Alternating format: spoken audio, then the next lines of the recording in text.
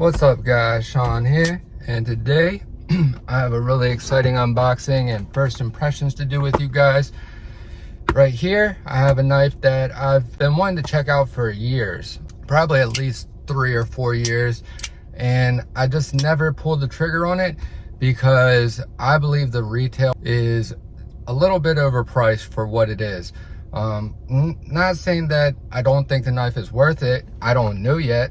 I'll find out here very shortly, but it's definitely priced at a level that it makes you seriously think about whether you want to spend that money on it or not.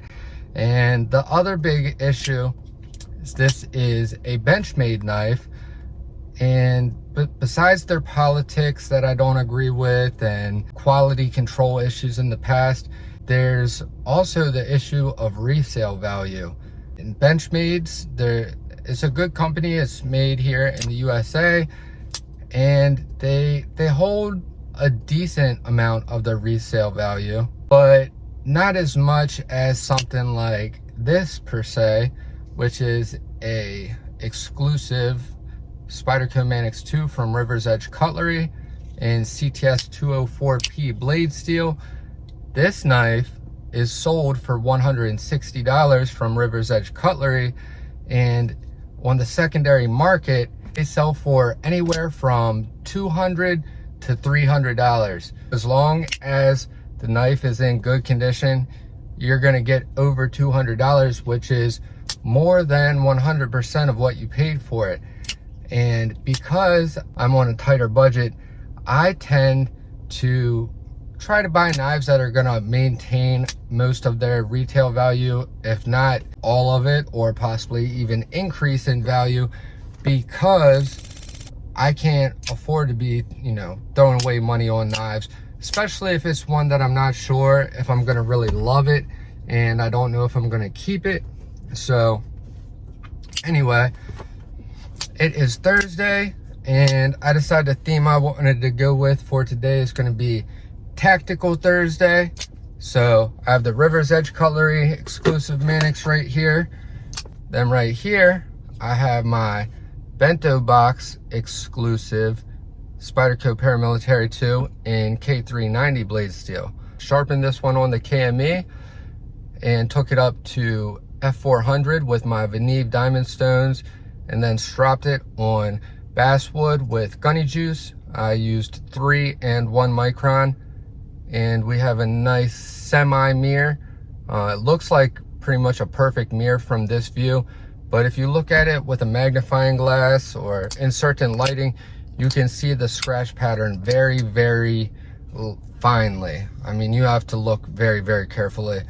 And I did the same thing with this, except this one is more of a semi-polished, which is also could be considered a semi-mirror, but the only difference is it is a little bit less polished, little bit less stropping, to try to maintain a little bit more toothiness and bite to it. So I call this finish my semi-polish. And essentially the way that I determine what finish I want to go with when I'm sharpening a knife, and why I would go with a semi-polish versus a semi-mirror, the things I take into consideration is the blade steel, the carbide volume, how it performs with different finishes at different grits, because a lot of my sharpening customers tell me do whatever you would do if it was your own knife. Whatever you recommend for this blade steel, whatever is going to be the sharpest.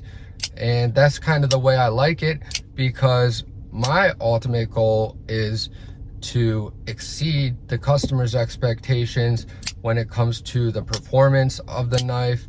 I want to be able to share the experience of a new level of sharpness, cutting performance, and edge retention that they have never experienced before. I get a lot of joy and satisfaction out of being able to share that experience with my customers. So anyways, that was a long-winded intro, but I haven't made a video in a little bit, so just wanted to, go over a couple things. And while I'm cutting this open, I also have to give a major shout out to my Patreon members. I am now up to 5 Patreon members, and I just want you guys to know that I appreciate you more than you can ever know. That is a huge help. If you're interested in supporting what I do here, there is other ways besides Patreon. Check in the description box. There's a list of all kinds of ways that you can help support the channel. So I purchased this from my buddy Jason over at the Millie Club. He has actually gotten some of his knives sharpened by me before, and he's a really cool guy. So shout out to Jason for hooking me up with a great deal on this, and also for his top-notch packing job. All right, let's see what we got. Benchmade Bailout in CPM M4. The original was in CPM 3 V-blade steel and had the black grivery handle. This one right here, nice little Benchmade pouch. That's one thing that Benchmade does good, or that I like about them. They include the pouch with all their knives.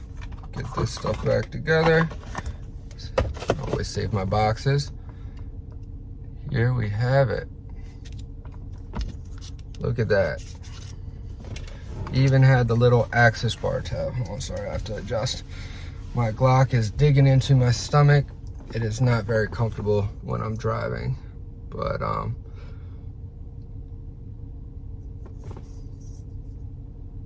very nice looking knife. I can tell already I really like the feel of these aluminum scales. It's one of the few knives that I really don't see people replacing the factory scales on, because these factory scales are very nice. So let's go ahead and flick it.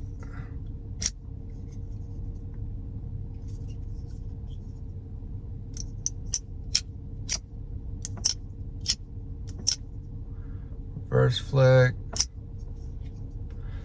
See how it feels in hand. Feels good in hand. I really like the size. It's only a hair bigger than the bug out, but that little bit of size increase really makes me like this a lot more.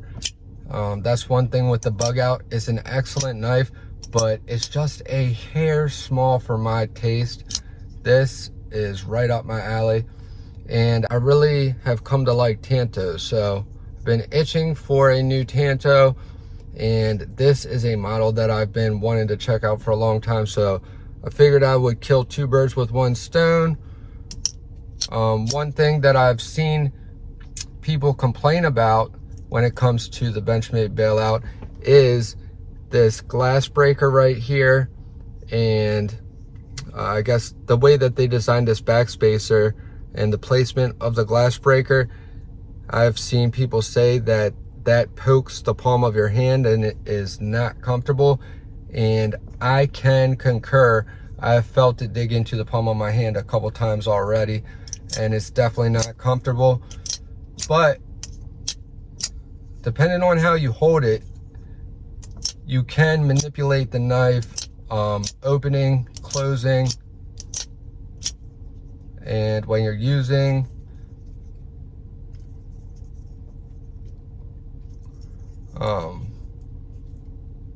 without that digging into you.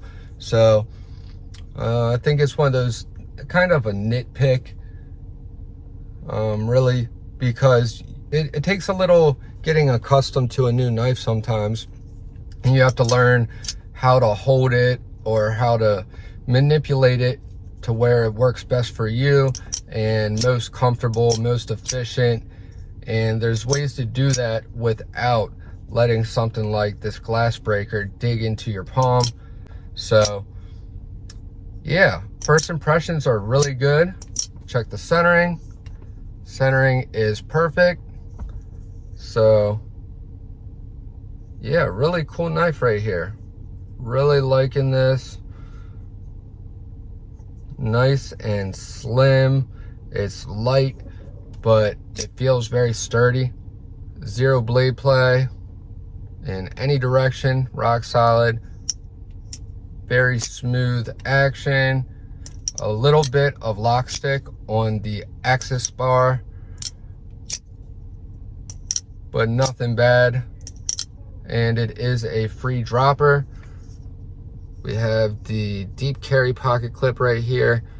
This is Benchmade's kind of their shortest clip, and these little clips work really well. Easy in and out of pocket, but they have enough retention that you don't have to worry about losing it or coming out of your pocket super easily when you're not intending for it to. So yeah, this will go along very nicely with the other knives that I decided to carry today. So as you can see, now I got tape residue all over this, but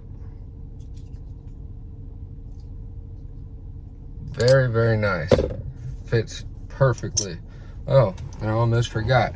I'm also carrying my Jacob Creates Chickadee.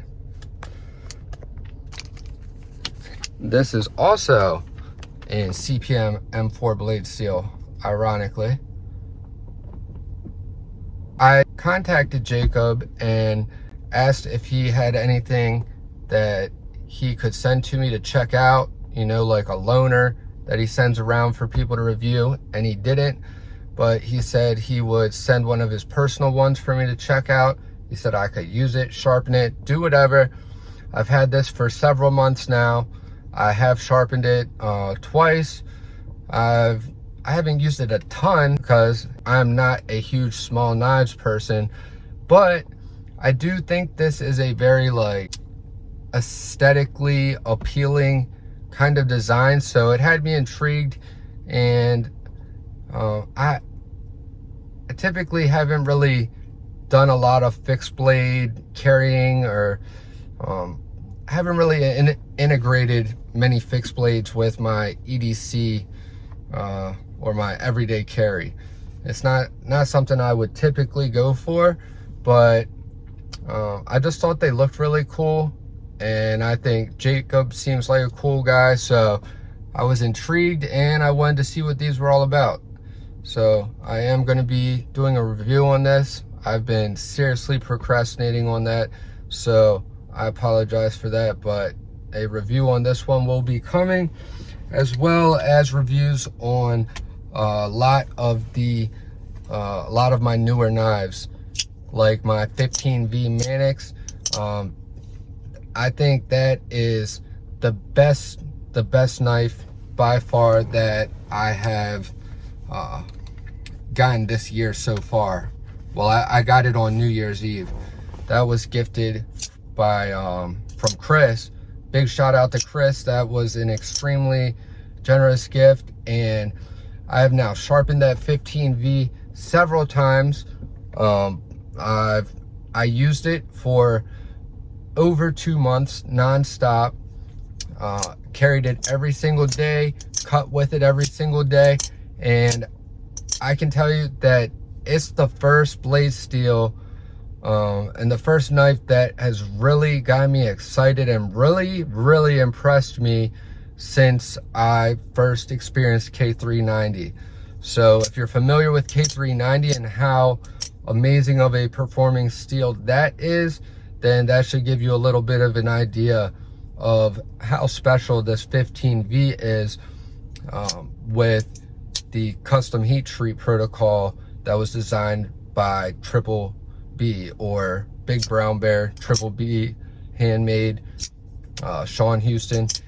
He is a guy that I watched long before I started my channel and learned from, you know, definitely an inspiration. So to see SPYDERCO collaborate with him and really go out of their way to adopt his heat treat protocol and put that into a production capacity is really remarkable. And I've seen a lot of like mockery of the 15V. It's from a lot of salty people who also happen to be uneducated or ignorant when it comes to different blade steels and stuff like that. You know, these aren't people that are big into sharpening and stuff like I am, and it's getting really annoying seeing all these posts of people basically mocking it and insinuating that it's a sales gimmick or it's a waste of money and that it's just another number printed on the blade and a different color G10. And I can tell you 100% that cannot be further from the truth. I don't sugarcoat anything. I always give you my 100% honest opinions. Just like, you know, S35VN, a lot of people say it's great. I think it sucks ass. CPM M4, I don't think it's bad, but I have never been really impressed by it. I just haven't. And, you know, I'll never just go along with a trend or something that somebody else is saying. I only give, you know, my strong opinions that I'm essentially stating as fact on something that I have tested and verified myself without any shadow of a doubt. So yeah, the 15V that Spyderco is doing, they just dropped the PM2 and the Shaman is going to be coming up. I don't know if they plan on doing any more models with the 15V, but guys, if you have the opportunity to get your hands on one of the Spyderco models in 15V and you are into sharpening or you're into you know, checking out the different blade steels and experiencing the different blade steels, this is one to get. I'd even recommend trying this over K390 or MAXAMET. I mean, those are two very awesome steels, and they, you know, for their own reasons. But this 15V is just different. It does extremely well with any at any grit that you sharpen it at, any level of polish, whether you sharpen it to a semi-polish, semi-mirror, or a working finish. Because of the high carbide volume, it is going to keep that edge for a really long time. It is able to be stropped back many times, again and again and again. You can make it go forever. You know, I really haven't seen anything like it. The closest performing steel to it that I've experienced so far is K390, and I'm pretty sure that this blows it out of the water. So yeah, I don't get this excited about you know, knives too often, but when I do, you can be certain that there's a good reason for it. Sometimes I'm not good at articulating everything into words and explaining it in a way that's like portraying everything that I'm actually trying to communicate. Sometimes I have trouble with that, but the simplest, best way I can put it is, if you're a steel nerd or you're a sharpening nerd or whatever, you need to experience that steel. So definitely try to get your hands on one. And oh